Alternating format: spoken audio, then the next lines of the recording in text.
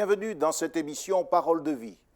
J'aimerais, chers amis, vous conduire dans un texte de l'Ancien Testament, du prophète Ésaïe au chapitre 55 et au verset 6, où nous sommes invités à chercher l'Éternel pendant qu'il se trouve, à l'invoquer tandis qu'il est prêt. Dieu nous invite à abandonner notre voie, que le méchant abandonne sa voie, que l'homme d'iniquité abandonne ses pensées et qu'il retourne à l'Éternel qui aura pitié de lui, à notre Dieu qui ne se lasse pas de pardonner, car mes pensées ne sont pas vos pensées et vos voies ne sont pas mes voies, dit l'Éternel. C'est à partir de ce texte que je voudrais vous mettre en face de la doctrine de l'entière corruption de l'être humain. C'est une doctrine qui n'est pas de notre goût, car elle blesse notre orgueil et notre jugement. Il y a ce texte dans le livre des psaumes où il est écrit « Beaucoup proclament leur bonté », comme si cela était répandu parmi notre espèce. L'Écriture affirme cependant qu'il n'y a pas un juste, pas même un seul, que le meilleur d'entre nous est aussi tordu qu'un buisson d'épines. Ce que Dieu veut que nous comprenions à propos de ses pensées, c'est la différence qui nous sépare. Dieu pense et voit les choses d'en haut, alors que nous les considérons à partir du bas. Toute la race humaine est englobée dans le mal, tout est en désordre chez nous, le cœur, l'esprit. Certes, la doctrine est humiliante, elle blesse notre orgueil, mais elle est vraie. Dans l'évangile de Jean, au chapitre 8, le Seigneur Jésus a affaire aux pharisiens, les juifs discuteurs de son temps. Voici ce qu'il leur répond. Il écrit ceci: « Parce que je dis la vérité, vous ne me croyez pas. » On est loin de cette réaction de la plupart des gens aujourd'hui qui nous disent « Si c'était la vérité, je serais prêt à croire. » Mais c'est la vérité. Seulement, voilà, nous avons comme ces pharisiens imaginé une vérité plaisante, une vérité agréable à entendre, enrobée avec de belles manières, une espèce de gâterie intellectuelle. L'Écriture nous souligne ici que le refus de croire de ces gens était lié à l'énoncé de la vérité et pas à l'ignorance de la vérité. En fait, il s'agit d'un refus volontaire. Cet énoncé est la cause majeure de leur attitude parce que, dit Jésus, ils ont été blessés dans leur orgueil national précisément parce que c'était vrai.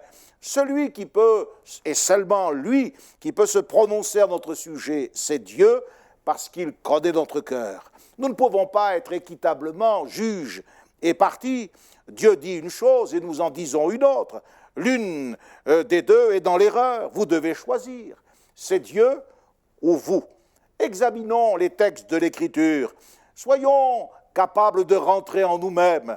Nous ne voulons plus être responsables, ni être soumis à une quelconque autorité. Nous voulons bien d'une relation, mais à notre manière et selon nos critères et selon les choix que nous sommes à même de faire. Mais lorsque nous considérons l'attitude du cœur de l'homme, nous voyons qu'il reste totalement étranger aux exigences de la sainteté divine. L'homme a perdu la faculté de comprendre cette dimension morale de la sainteté de Dieu. Israël a perdu de vue ses exigences morales et son histoire est marquée par la douleur, par la perte des privilèges. Ce qui a été perdu, c'est non seulement le sentiment de responsabilité à l'égard du péché qui a été commis, mais également aussi le sentiment de la culpabilité du péché.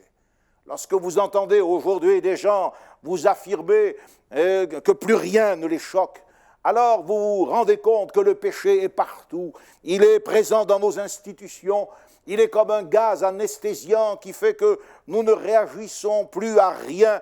Tous nos rapports personnels, dans le cœur de chacun, eh bien le péché rampe avec la confusion et la tragédie qu'il a toujours accompagné. Mais il n'est plus compris par rapport à Dieu. Nous avons perdu en quelque sorte notre compas interne. Le péché perdrait tout son sens. Il ne serait qu'une erreur de parcours, une erreur de jeunesse. La croix n'aurait plus de raison d'être elle serait un accident de l'histoire et le péché perdrait tout son sens sans la sainteté de Dieu. Or, cette boussole interne qui nous montre le péché, non seulement dans ses effets collatéraux, la détresse, le stress, la misère, mais par rapport à Dieu, c'est à la croix qu'elle se découvre. David pouvait dire « Contre toi seul, ô Dieu, j'ai péché et j'ai fait ce qui est mal à tes yeux. » Non pas j'ai fait ce qui était mal parce que je le ressens comme quelque chose de désagréable et de négatif, mais à tes yeux. Voyez-vous, nous devons nous laisser interpeller par l'Écriture. Plusieurs textes de la parole de Dieu affirment sans aucune ambiguïté notre état de péché. L'apôtre Paul dit « Vous étiez morts par vos offenses et par vos péchés, dans lesquels vous marchiez autrefois. » Il dit « Nous tous aussi, nous étions de leur nombre, et nous vivions selon les convoitises de notre chair, accomplissant la volonté de la chair et de nos pensées. Nous étions par nature des enfants de colère. » Regardez l'épître de Paul aux Colossiens. Il dit également au chapitre 1er, au verset 21, « Vous étiez autrefois étrangers, ennemis par vos pensées et par vos mauvaises œuvres. » Partout, l'Écriture affirme qu'il y a une opposition entre la pensée de Dieu et la pensée de l'homme. La Bible doit nous interpeller. Dieu veut ouvrir les yeux de notre cœur et il veut nous faire voir le péché qui réside en chacun de nous. L'Écriture dit qu'avec Jésus-Christ, la grâce et la vérité sont venues. Avec la vérité, Dieu présente la grâce. La grâce et la vérité ont été déployées dans la personne, dans l'œuvre de Jésus-Christ. Pas la vérité seulement, ni la grâce seule, mais la grâce et la vérité.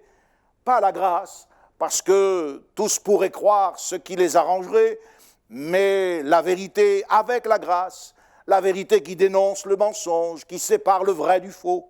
Pas la vérité seulement, car elle pourrait nous traumatiser, nous tourmenter jusqu'à la fin, mais la vérité et le pardon qui vient effacer notre souillure. Dans l'Écriture, nous avons, chapitre 16 du livre des Actes, la question solennelle d'un homme qui dit « Que dois-je faire pour être sauvé ?» Cette réponse ne se trouve que dans la Bible. Elle ne se trouve dans aucun manuel, d'aucune secte, mais elle se trouve dans la Bible, et c'est Dieu qui le dit, car tout ce que la Bible dit, c'est Dieu qui l'affirme. La Bible contient la pensée de Dieu. Ces pensées nous sont étrangères.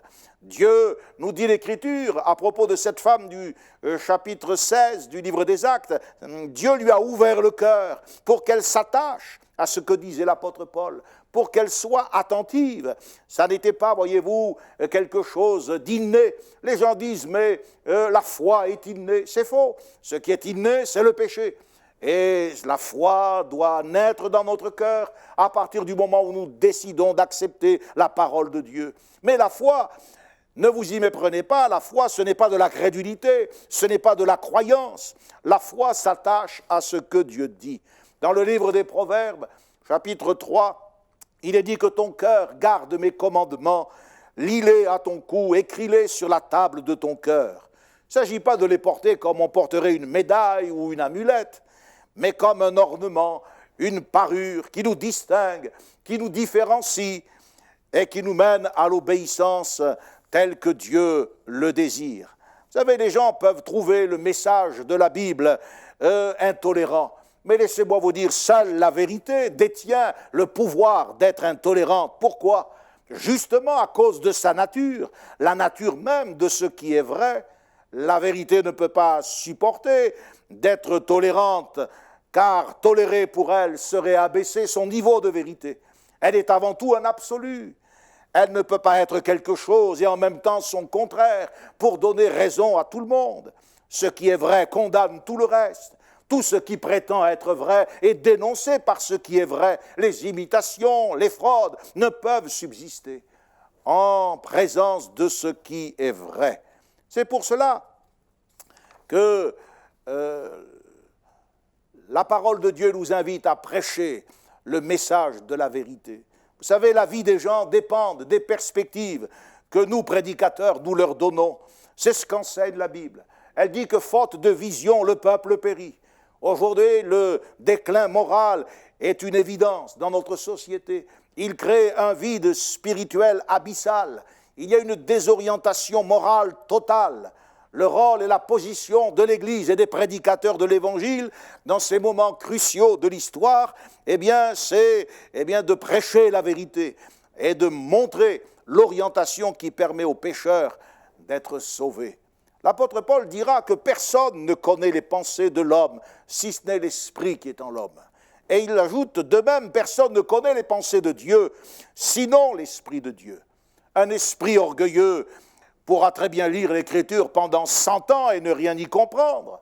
La Bible est intelligible aux humbles. Sinon, elle est un livre scellé. Elle est un livre scellé pour ceux qui ont le cœur et l'esprit scellés. Que voyons-nous lorsque nous ouvrons la parole de Dieu? Un Dieu qui prend à la légère le péché de l'humanité? Un Dieu qui offre un catéchisme ridicule, des rites superstitieux, des dogmes aberrantes? Non, la Bible nous présente un Dieu saint, aux yeux de qui le péché est une abomination, et ces péchés méritent un juste châtiment, non seulement dans ce monde, mais dans l'éternité. Lorsque vous regardez la croix, lorsque vous voyez Jésus qui non seulement meurt, mais dont la Bible dit qu'il s'est rendu obéissant, cette mort est une mort différente. Lorsque nous, les chrétiens, nous affrontons la mort, nous l'affrontons avec le secours du Seigneur. Mais Christ est mort sans Dieu. Il dit, mon Dieu, pourquoi m'as-tu abandonné? Il a affronté la mort dans tout ce qu'elle a de séparation. Il a affronté la mort dans son horreur absolue. Et qu'est-ce que ces heures nous enseignent, sinon que Dieu est en colère?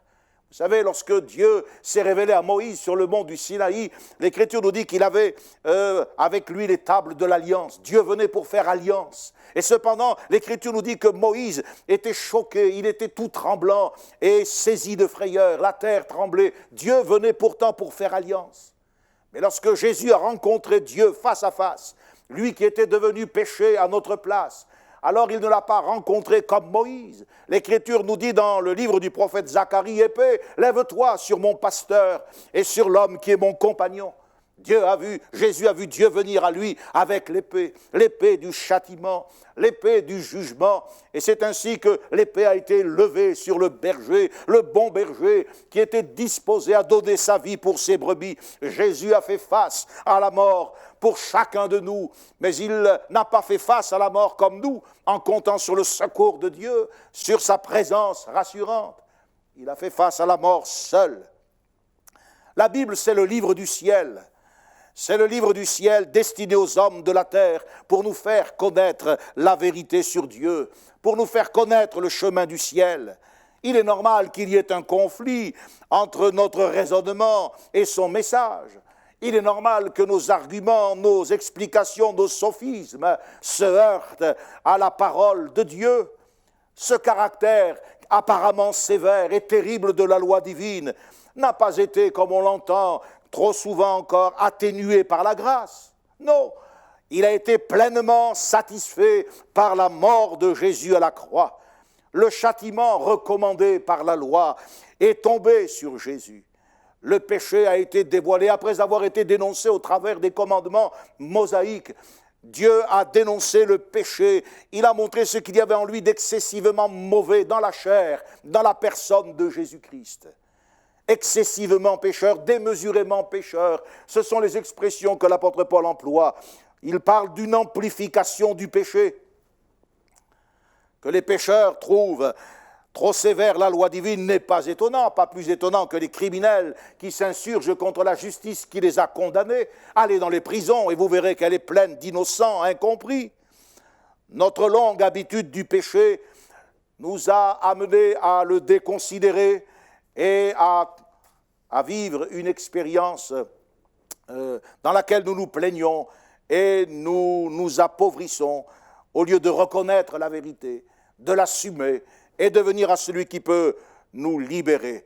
Nous avalons, dit l'Écriture, l'iniquité comme on boit de l'eau. Oui, nous le respirons, ce péché, comme l'air qui nous environne. Il fait partie de notre existence depuis toujours. Cela peut faire depuis 30 ans, 50 ans que nous vivons avec le péché. Et aujourd'hui, nous avons de la peine à le considérer comme quelque chose de coupable, comme quelque chose de répréhensible. La question du péché pose aussi une autre question que celle de la culpabilité que nous endossons. La seconde question que le péché nous pose est liée à notre responsabilité. Nous ne sommes pas libres, mais esclaves, et nous devons répondre devant la loi. La question du péché entraîne le problème du rapport à la loi. Nous avons transgressé la loi, nous avons multiplié les infractions, et nous sommes redevables envers la loi. La grâce ne convient pas plus que la vérité. Ce que l'homme voudrait, c'est un humanisme tolérant. La grâce est aussi un cadeau humiliant, car Dieu fait grâce aux humbles. Il faut être disposé à se laisser corriger. Il faut être disposé à se laisser transformer. Laissez la Bible corriger vos idées fausses. Ne prétendez pas corriger la Bible par vos idées, quelles qu'elles soient, religieuses, humanistes, philosophiques ou matérialistes. C'est parce qu'il y a un châtiment que Dieu est juste et digne de régner sur l'univers. Sinon, tout s'écroulerait. Si l'Évangile ne dénonçait pas le péché, l'Évangile, le christianisme serait une religion immorale, un simple vêtement que l'on endosserait sans pour autant connaître la délivrance du péché. L'énormité du péché, son empire sur le genre humain dépasse tout ce que notre capacité de réflexion est capable d'envisager. Il faut laisser la Bible parler, et il faut laisser l'Écriture vous sonder, et ensuite il faut vous amener vous-même à vous examiner. Prenons la question de l'éternité des peines. Peu de gens croient dans cette terrible évidence des Écritures. Ils font tout pour en atténuer le sens. Ils disent, mais Dieu est amour, il ne peut pas y avoir d'enfer éternel. Mais l'Écriture dit dans Matthieu chapitre 25, les justes iront à la vie éternelle, et ceux-ci au châtiment éternel. Beaucoup de gens sont choqués par cette pensée. Pourquoi ? Parce que, que l'on évoque à propos de la vie future la félicité éternelle, cela leur convient. Mais il ne faut surtout pas parler de la condamnation future, de la condamnation éternelle. Vous savez, pour être clair, la Bible nous enseigne qu'après la mort, tout ce qui surviendra sera éternel. Le temps appartient à ce monde, à ce siècle présent. Il est une forme temporaire d'un système qui n'est pas éternel. C'est ce que l'Écriture affirme dans le livre de l'Apocalypse. Il n'y aura plus de temps. Les gens qui penchent en faveur d'une condamnation temporaire transportent leurs idées de ce monde dans l'autre, mélangent le temps avec l'éternité. Non seulement c'est anti-philosophique, mais c'est aussi anti-scripturaire. La sévérité des jugements de Dieu peut apparaître dans des circonstances spéciales, énormes. Elle est toujours liée à la désobéissance. Elle est toujours liée à l'orgueil du cœur de l'homme. La Bible nous dit que ces choses sont arrivées et qu'elles ont été écrites dans ce livre afin de nous servir d'exemple, pour nous avertir à fuir la colère à venir. Le cœur est si endurci qu'il lui faut des avertissements aussi terrifiants.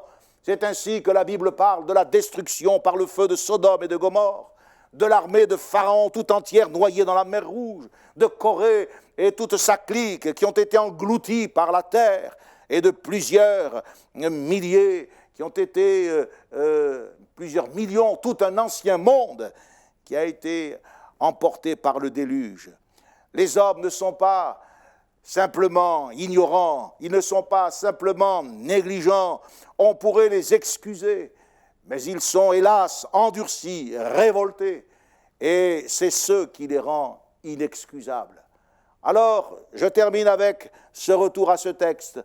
Mes pensées ne sont pas vos pensées. Que le méchant abandonne sa voie, que l'homme d'iniquité abandonne ses pensées, qu'il retourne à l'Éternel qui aura pitié de lui. À notre Dieu qui ne se lasse pas de pardonner, car mes pensées ne sont pas vos pensées et vos voix ne sont pas mes voix, dit l'Éternel. Dieu a exprimé dans sa parole la pensée qui nous concerne. Nous ne le ferons jamais changer d'avis. Par contre, si nous changeons d'état d'esprit, si nous nous repentons, si nous nous détournons du péché, alors Dieu est prêt, dans son grand amour, à nous pardonner, à nous sauver, car ce qu'il désire, ce n'est pas que le méchant meure, mais c'est qu'il se repente et qu'ils vivent et soient sauvés. Que Dieu vous bénisse et que le Seigneur vous aide à prendre la Bible au sérieux. La Bible, c'est l'arsenal dans lequel vous trouverez toutes les armes nécessaires pour repousser tous les mensonges, les sophismes des religieux et de tous ceux qui ne veulent pas, de la vérité de l'Évangile. Que le Seigneur vous accorde sa grâce. Prions pendant quelques instants. Veuille bénir ta parole dans le cœur de ses auditeurs, de ses téléspectateurs et permettre, Seigneur, qu'elle trouve un chemin. Peut-être y a-t-il quelqu'un qui se croit trop endurci pour recevoir ta parole, pour croire ton message. Je te prie de le bénir et en ce moment de toucher son cœur par le Saint-Esprit, de l'amener à une réflexion honnête sur lui-même pour découvrir les trésors de ton amour, de ta richesse et de ta grâce, Seigneur, envers lui. Oui, tu nous as tellement aimés que tu as donné Jésus-Christ afin que tout ce qui était endurci en nous soit brisé par cet amour et que nous venions à tes pieds concevoir les choses telles que tu les conçois et les accepter, Seigneur, telles que tu nous les montres. Merci pour la croix, merci pour Jésus, merci pour le pardon que tu nous donnes, que ton nom soit béni et glorifié. Amen.